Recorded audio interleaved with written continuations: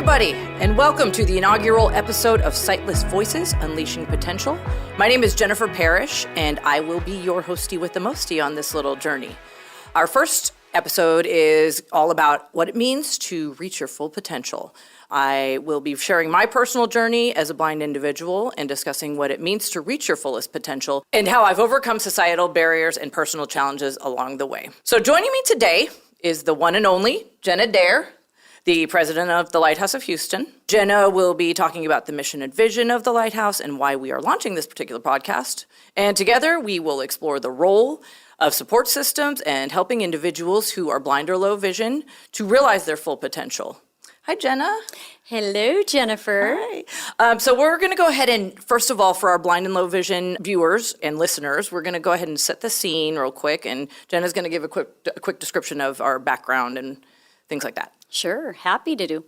So our scene right now is actually we're at the Lighthouse of Houston, so it's a really great space. Behind Jennifer and I is a white brick wall with a little bit of black in the brick, and we've got this really cool new neon lighthouse that is also in frame. And then for Jennifer and I think we're beautifully dressed and coordinated very nicely. We buy from the same supplier. Yes, we do. Won't mention it on video unless we get endorsements.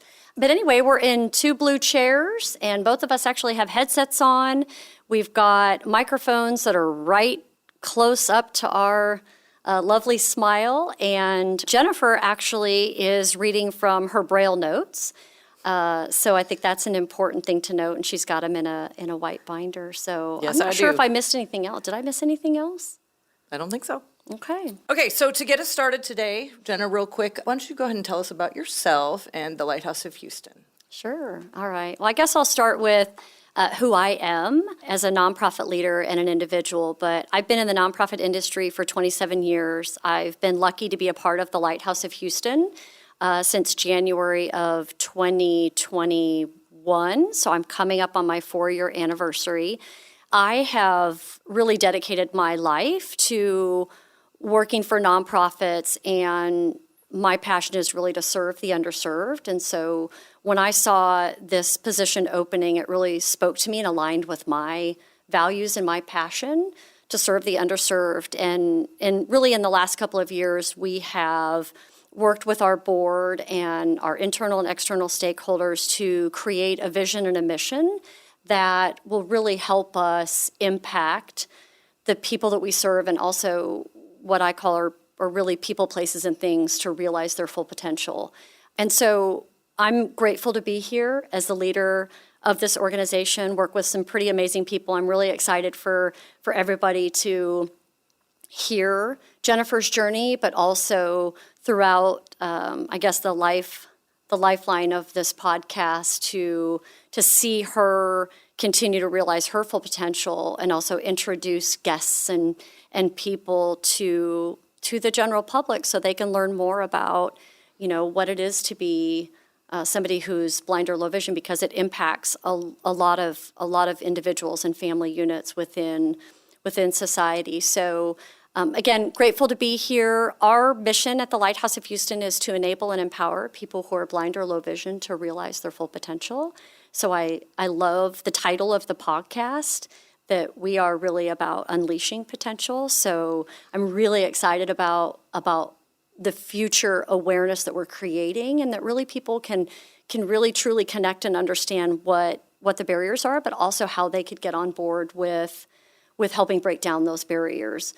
Ultimately, for us, our vision is to create a life without limits for people who are blind or low vision. And I mentioned earlier that it really is about people understanding, people, places, and things really understanding what it is to realize their full potential. So really, I'm gonna throw it back at you, Jennifer, and ask you what does that mean to you? What does it mean to realize their full potential? And when we went through the strategic planning process, because you were instrumental in that process, and along with many of our staff and stakeholders. And by the way, you know this, the public doesn't know it, but 60% of our workforce at the Lighthouse of Houston is blind or low vision. Yes, ma'am. And so they were all a part of the process, which really helped us create what we believe is a meaningful mission.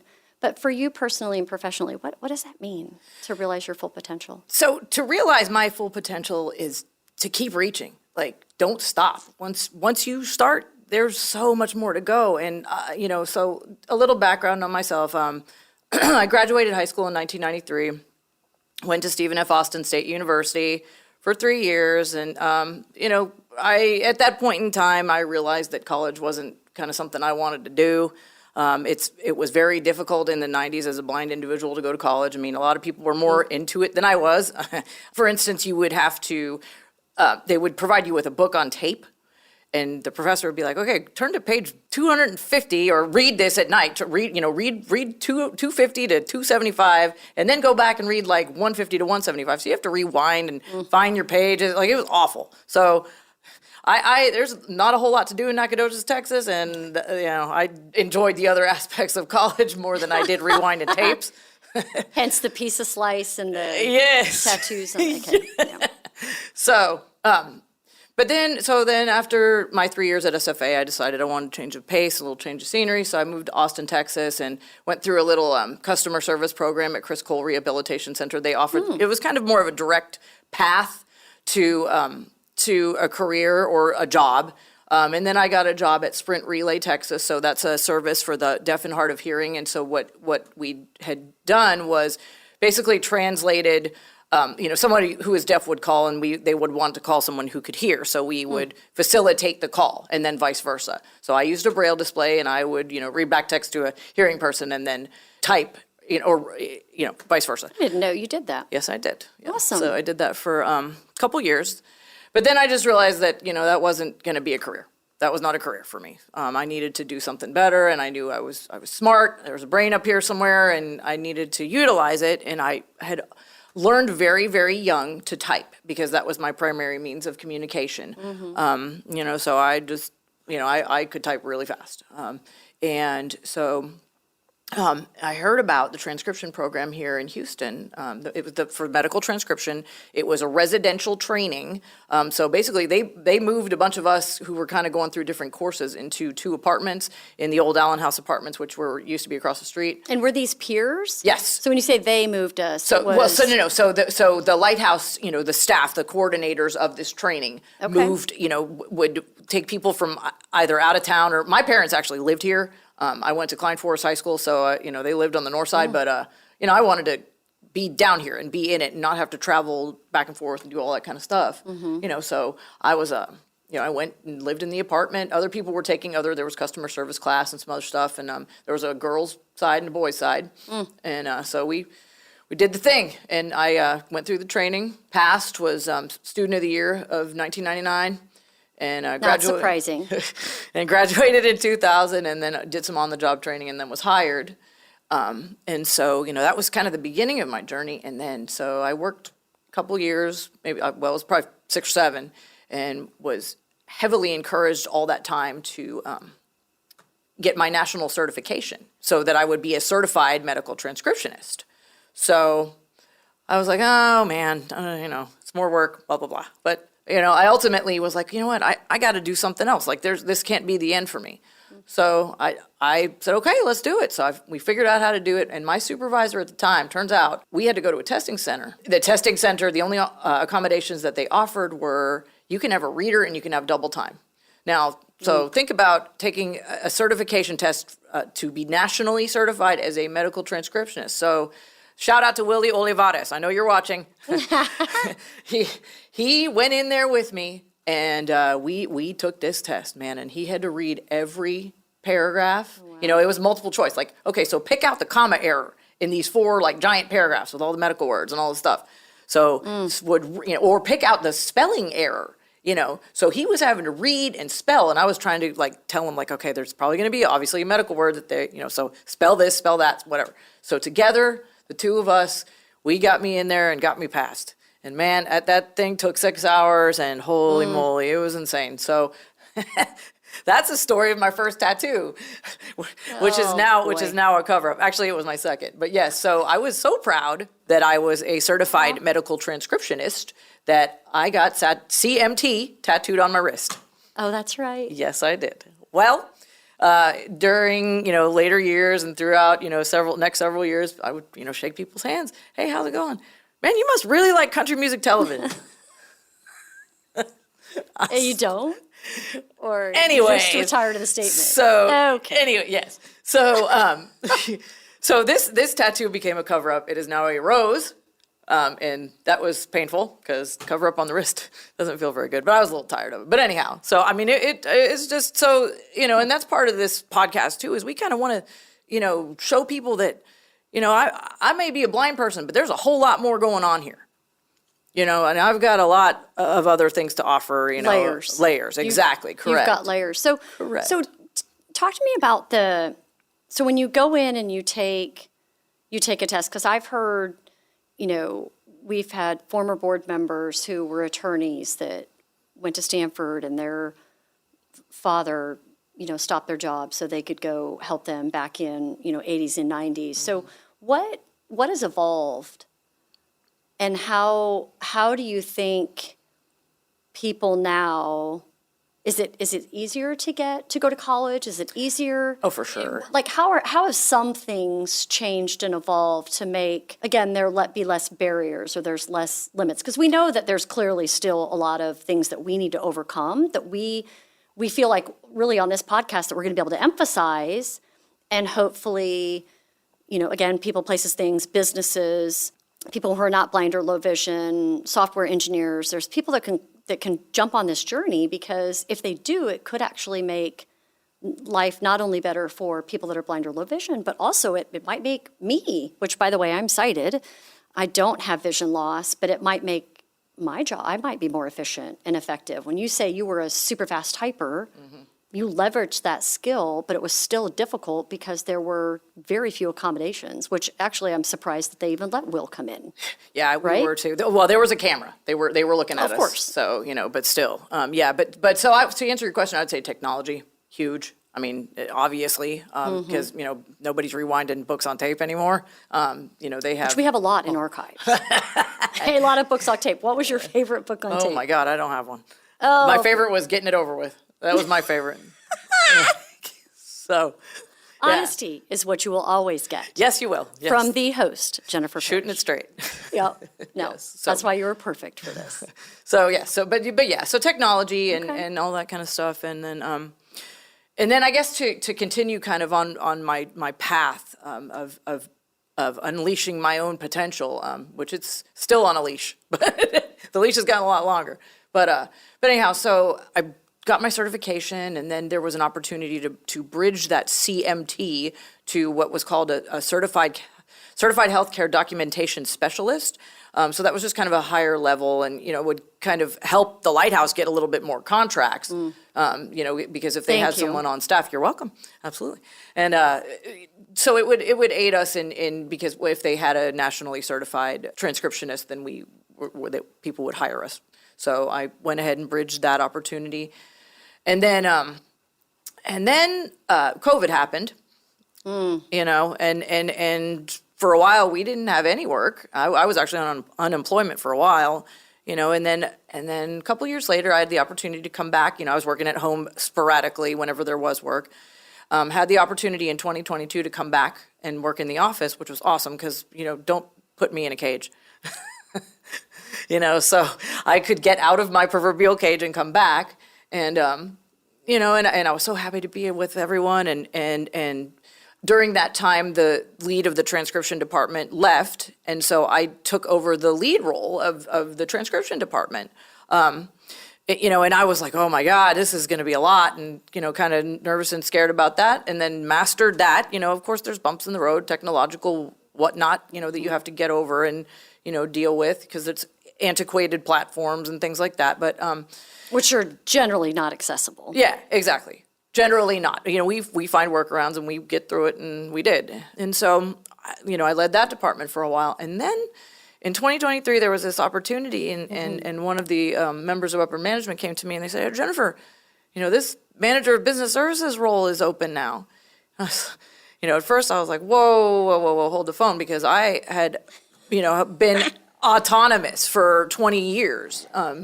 just working in front of a computer and, dealing with clients and email, through email and stuff like that, but not having any, of my little 3 employees, and we were basically pretty much a team, colleagues, not me over them or whatever. So, but, this opportunity came about, and I said, man, why not? Like, why not? I mean, did it really go that easily? Because I remember being a part of those conversations. Yes, and it was not easy for a while. It really was not, because I was, really struggling with the decision. Should I do this? Should I not? There's things that we're still, as I'm still fighting for accessibility of government forms and things like that. Essentially, I ended up diving in. And you took the position of manager of premium business services. Yes, I did. Yeah. And so then, hey, Jennifer, now you have 50 employees. Whoops. I mean, we may have subtly told you that there were a lot of... You guys did. You did. You told me. A lot of staff that report through that chain. Yeah, but when I got hired, and then I'm in my first HR meeting, and our HR director's like, so Jennifer, you're 60 employed, because it was a little bit more when I first got hired. Majority of the organization's employment. Yes. Mm-hmm. So it was a little, it was a little shocking, and, but I mean. But why did we choose you? So. What do you think we saw? I mean, I can explain this, because I was part of the upper management you talked about, that when we look at our employees and this, Jennifer, like what we're trying to do at the Lighthouse of Houston is really create a people-centric culture, and exactly. Some people may not really know what that is, and we're just developing that culture. But part of what it is we have to really truly understand what are Jennifer's goals, what are Jennifer's capabilities, what is Jennifer's potential, even if Jennifer doesn't really see or know what her potential is yet. Right. But how do we walk alongside people within our organization to help them realize what that is? And now, Will, we may have thrown it at you and said, hey, we think you'd be great at this. There was a lot of conversations that we had with you that you'd still leave, and you were like, I need to think about it. I don't know if I can do that. But yet we had enough confidence in you, which we knew you had the confidence within yourself. I think everybody's going to see throughout this podcast that, there's a lot of layers, but so many really great layers that when you talk about your rope getting really long, your leash getting really long, well, it's not a bad thing. No. And really, I think what a lot of people want to strive for is really that their potential is never met because they want to continue to set the bar. That's exactly right. But we knew you were the right person for the job for so many different reasons. But I'm curious, I know you took the job, but have you really realized why we chose you yet? So my thought process on that is that I had worked here for so long, and not only was I involved in the transcription department, but I just knew everyone and had a rapport with everyone. Mm-hmm. I shoot it straight. I'm very direct. I'm one of the reasons we thought you'd be great. I think I'm pretty chill, but when it comes to handling business, we got to handle business. And that's just my personality, and I think you guys saw that. It's a great leadership quality as well. Thank you, and I mean, you saw it before I saw it. I'll be the first to tell you, I have stage fright, so me doing this podcast is a little. Nobody's gonna see that. It's true though. It's not it's not a lie. But once things are pulled out, and once I learn and get my feet wet, I'm ready to rip. So. And you think it's important for people to see that? Absolutely. So when you think about the 50 or 60 employees, that's a lot, and you've got some really great leads as well. But when you think about you're realizing your full potential and people are believing in you, how important is that for you as a manager or leader within this organization to then model that and be that for others? Because ultimately we want everybody to realize blind or low vision, person with vision loss, person without vision loss, we want people to realize their full potential. Exactly. And I think too, people seeing that I'm doing it and capable of doing this, Yep. It gives them, inspiration and hope, and, hey, they can do it too. Y'all can do it too. You really can. Is it a challenge? 100% yes. Is it stressful? Sometimes, absolutely. But I mean, is it rewarding? Absolutely, yes. 100%. And I think that there's a comment that I remember, and it was Sammy, who, you provide leadership to Sammy. She works in our document management division, specifically for an Army National Guard project that we're scanning a lot of documents. And I remember when we were going through the strategic planning process and we had the stakeholder meetings, I don't remember the specific question that was answered. It might have just been open forum. And Sammy said, I get to see, she's low vision, I get to see people, so it's like people like Jennifer, modeling something that I didn't think I could do. Yeah. And she said, I now see that I could do whatever I want. Absolutely. Because people are showing me that it can be done, which I thought was, we hadn't even developed the mission statement yet, but I was like, oh my gosh, we're going in the right direction. So it was a really cool statement. Yeah. Definitely. So you had mentioned when we first opened up about societal barriers or, misnomers, or like, what are some of the things? I mean, we know that technology has evolved and we need to continue to leverage technology. But what are some of the societal barriers or the things that you've maybe overcome? You might believe, okay, they're coming on board with this, but yet we still have a lot of work to do. And if they just knew this. So looking normal was a huge thing when I was younger. What does that mean, looking normal? So just not looking blind, just not looking different. How do you not look blind? Right, exactly. Well, you're gonna look more blind if you try to not look blind. Pro tip. That's great. I mean, and I have stories. That's going to be a whole separate podcast. It absolutely should be. But, I didn't want to use my cane. I would walk around in school and I would have like a Braille writer. You know how huge those are. I had to carry Braille books on my shoulder, And so, and I had one dude, he was kind of a little, he was a good dude, but he was one of my classmates. He's like, man, I thought you were a robot whenever I first saw you. I mean, you get a bunch of crap like that, and it's tough, man. It's tough. So that made me want to look, quote unquote, normal. So I, didn't want to use my cane. And when I got to college and whenever I got out on my own, when somebody wasn't on me, use your cane. Like my parents were, shout out to my parents for that, because I'm using it now, buddy. But anyhow, so I'm using it now. I'm using it now, yes. So I just didn't want to be judged or, hey, look at that blind girl. But then things started happening, bad things. There was a gentleman, I was walking to work here. I lived across the street at this point in time, and I was not using my cane, walking down the sidewalk, and a guy had taken his dog out to use the restroom. I ran right into him. I mean, bam, right in his back. And he, wanted to confront me and was like, are you crazy? And I'm like, no, I just can't see well. So, I had to explain all that. Another time I fell in a pothole. Because it was open at on a particular day when it usually wasn't, and I knew where it was. I just jump over it. So I could have potentially been seriously hurt. And then I was like, man, this is enough of this. I work at the Lighthouse of Houston, and we're supposed to help blind and visually impaired people have identities and all this stuff. Why am I not doing it myself?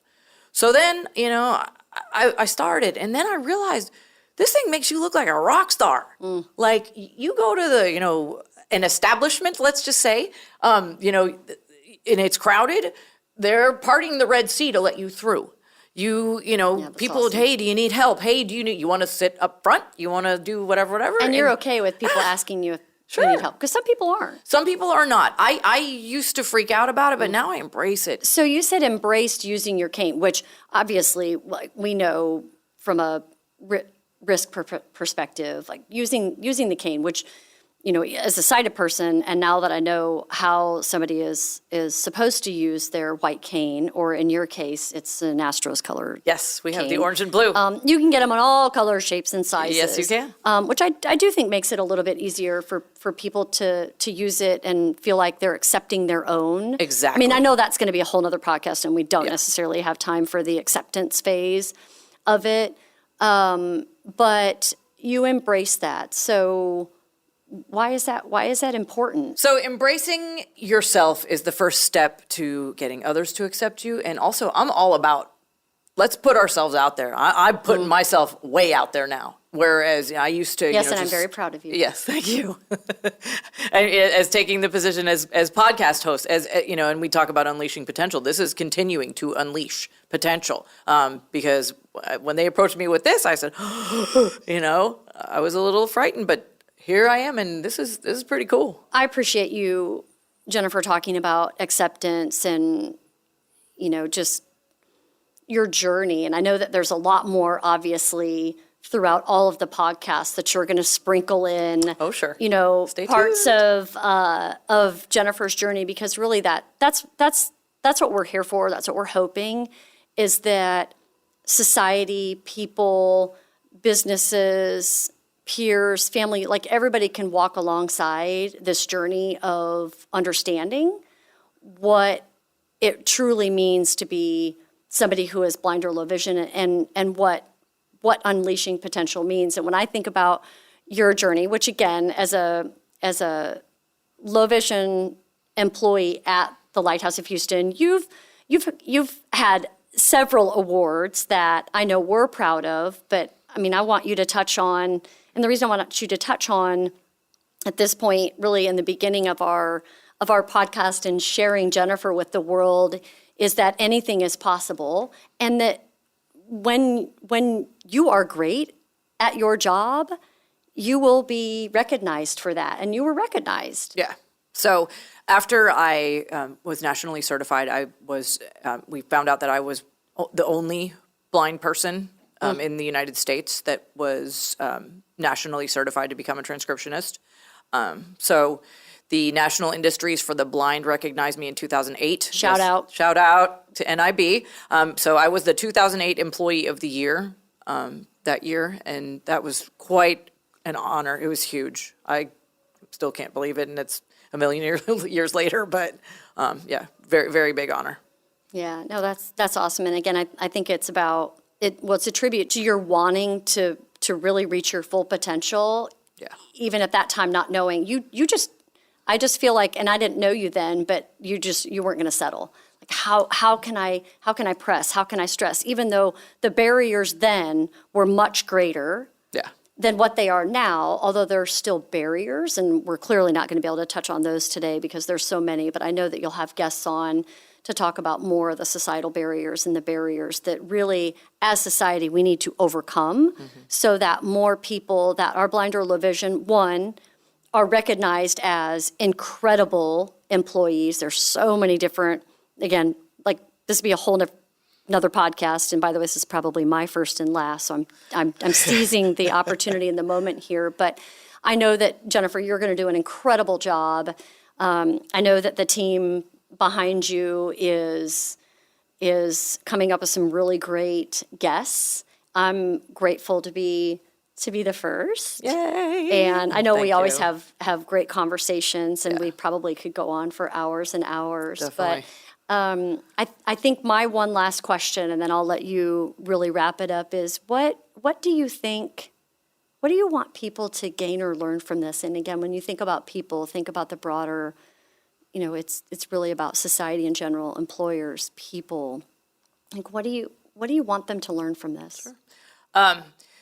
So not only do I want them, obviously, to learn about the Lighthouse of Houston and all the services and good things that we offer here, but I also want them to know that blind people are people. We're human. We have things. We have positive, negative. It's not just the blindness that defines us. I love that. It's not the blindness that defines us. Yeah. That's going to be a quote. It should be a that's hashtag. in a lot of different places, I'm sure. Yeah.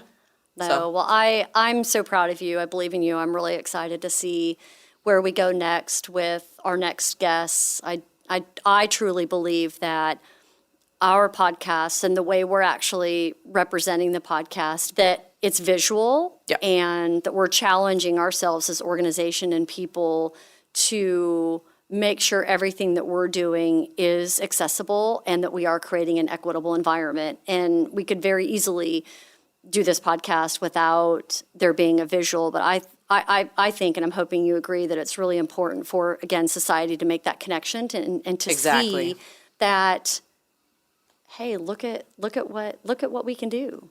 Yeah. And notice I'm not hiding my eyes, and they look, not like your average eyeballs. So, I'm willing to put myself out there for this. And I know we're ending the podcast, but can you tell everybody about your disease? Sure. So I just had a straight up birth defect, and we're not sure what caused it, because there was genetic testing done and they didn't find anything. My condition, my left eye did not ever develop fully. So I can't see anything out of my left eye, and it's kind of like a little baby eye. And then my right eye, I have keratoconus in that eye, so that means my eyeball is shaped like a cone instead of a ball. Yeah.